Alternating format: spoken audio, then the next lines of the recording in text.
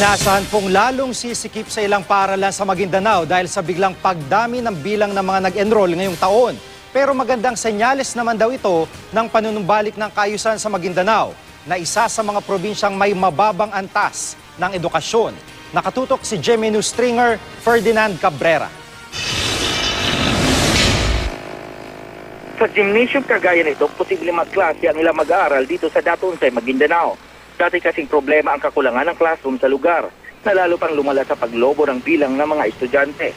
Ayon sa DepEd Maguindanao, sa unang distrito pa lang, posibleng umabot na sa 190,000 ang mga estudyante sa elementarya at high school. At may mga nag-e-enroll pa.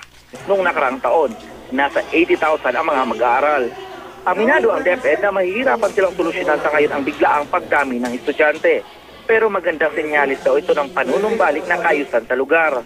Napansin natin kung bakit i-compare natin last year. Kasi ngayon, dahil nga ito sa peace and order, no? Stable na, wala na po ito mga putukan natin, gera.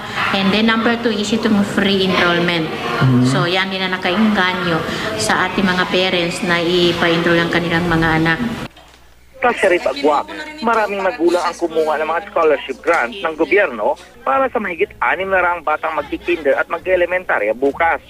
Ipinasok sila sa Islamic school na accredited ng DepEd.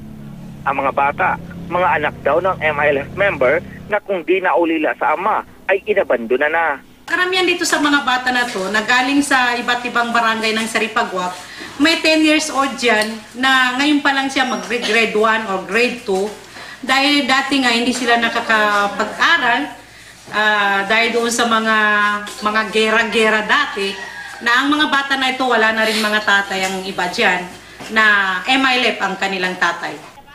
Ang pagkaroon ng interes sa pag-aaral ng mga residente, malaking hakbang daw sa Maguindanao na isa sa mga probinsyang may mababang antas ng edukasyon. Tanda rin daw ito na matapos ang ilang dekada ng karahasan, unti-unti na nararamdaman ang ginhawang hatid ng kapayapaan.